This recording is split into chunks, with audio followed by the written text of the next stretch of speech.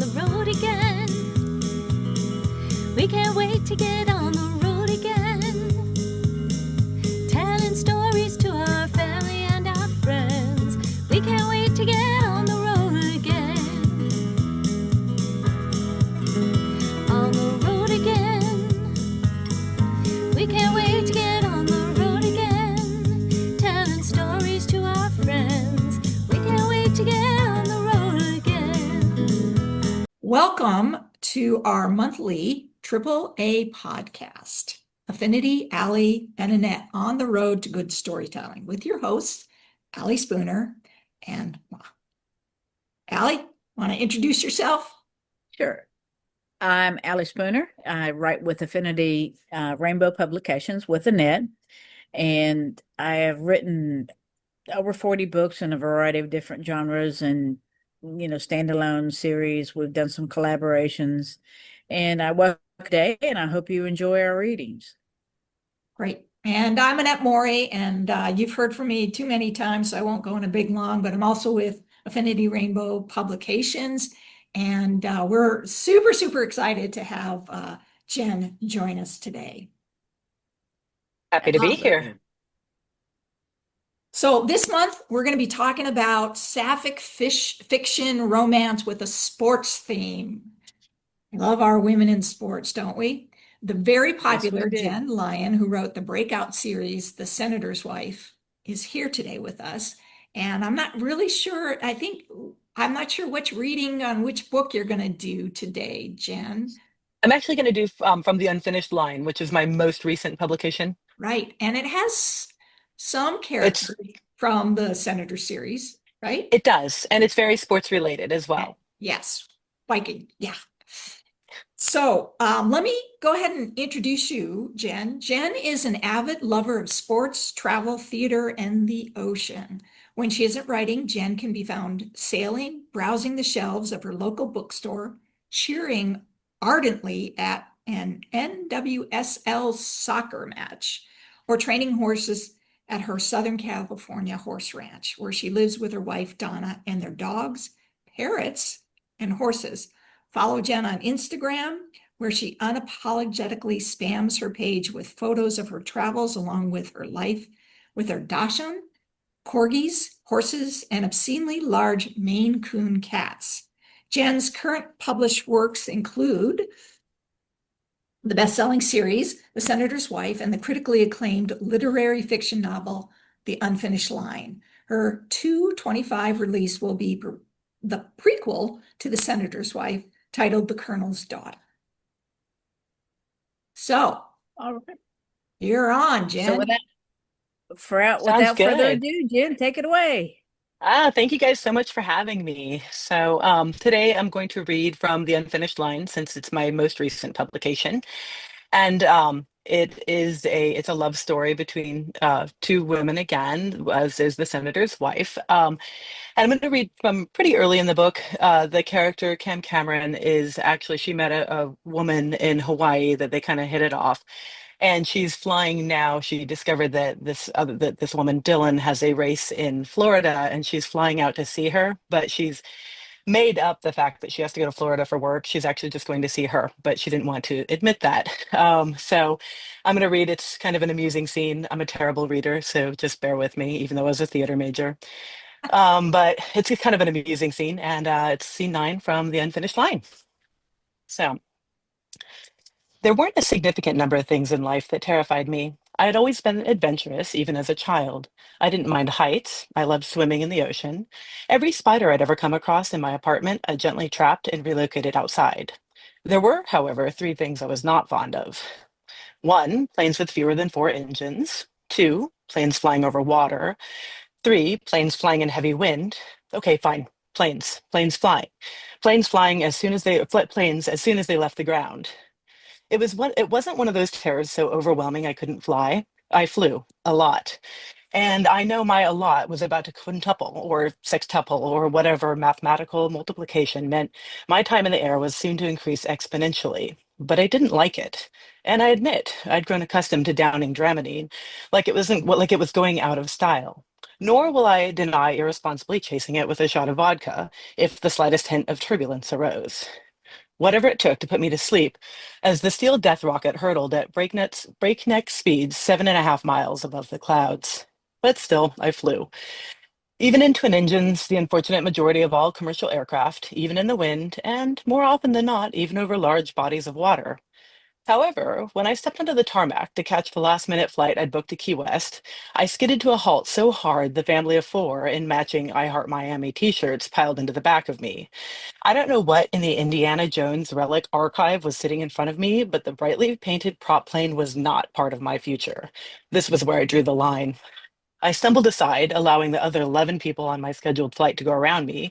They were welcome to test their death-defying fortune and pulled my phone out. I quickly scrolled American Airlines, United, Delta. Nothing. Nothing until tomorrow morning. Shit. I'd already told Dylan I was catching a flight this evening.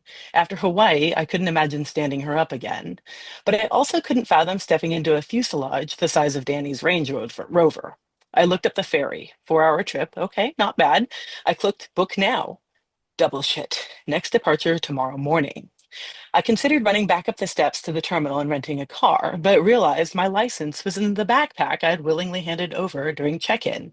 Something about space saving. I should have taken that as a hint. Miss? I looked up to find a man in a suit peering out the cabin door. The flight attendant. No, God help me, the co-pilot. The co-pilot was seating passengers on this Lego-sized rust rocket. Care to join us? In what, death? The windsock and the flagpole was beginning to flutter, the breeze fanning my burning cheeks. Stone me.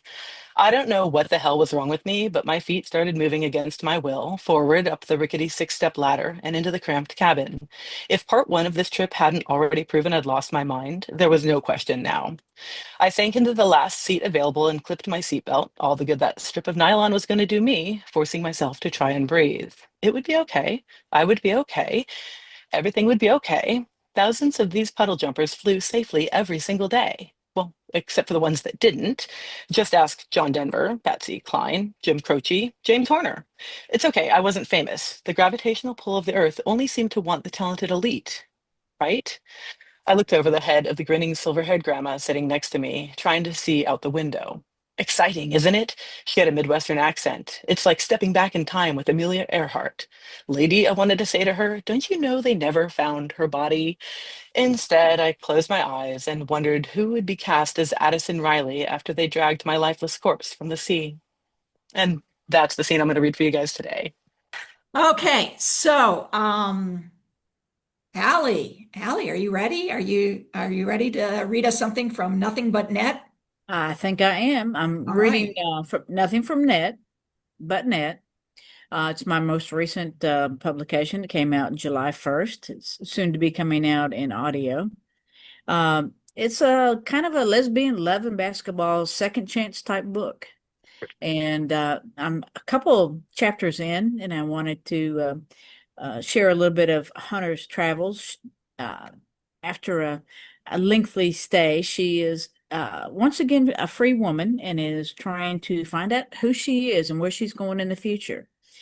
And one of the things that she wants to do is to reconnect with her first love. So she ends up taking her motorcycle across the desert, through Utah, different places, and she ends up in Las Vegas where her previous girlfriend is playing professional basketball.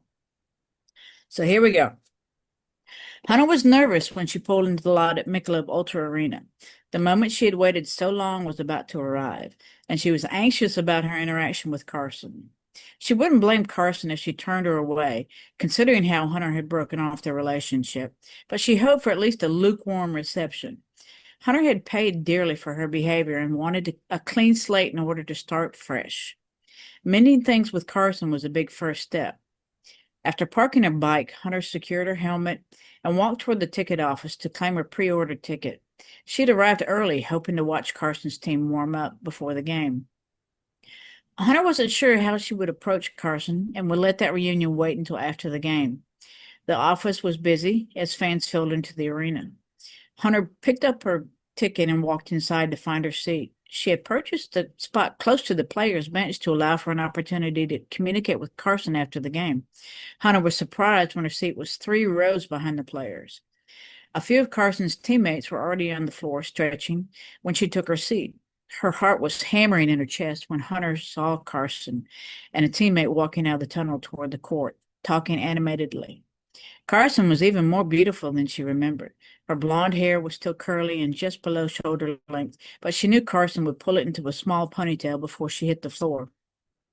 When they arrived at the bench, Carson looked up and her deep blue eyes locked onto Hunter. Hunter watched as Carson's hand flew to her chest and her teammate asked if she was okay. Carson did something that Hunter would have never expected in her wildest dreams. Carson parted the chairs and climbed over the railing, rushing to meet her. Carson enveloped her in a powerful hug, and Hunter could tell that Carson was crying. When she pulled away from the hug, she wiped her face. Hey, you. Hunter's knees felt weak. I hope it's okay for me to be here. I wanted to have a chance to talk with you afterward, if you're up for that. Maybe over coffee or something stronger. Carson grabbed her for another hug. Of course it's okay for you to be here. I hoped one day we would meet again. Wait for me here after the game, okay? I will, Hunter finally smiled. It's so good to see you. You look terrific, Carson said. Thanks. You look beautiful, and I can't wait to see you play. I better get back down there. Promise you won't leave? I promise, Hunter replied. She settled back into her seat, wearing a big smile from the reception Carson had given her. I did not expect that. When Carson returned to the court, she was approached by an older woman whom Hunter recognized as the head coach.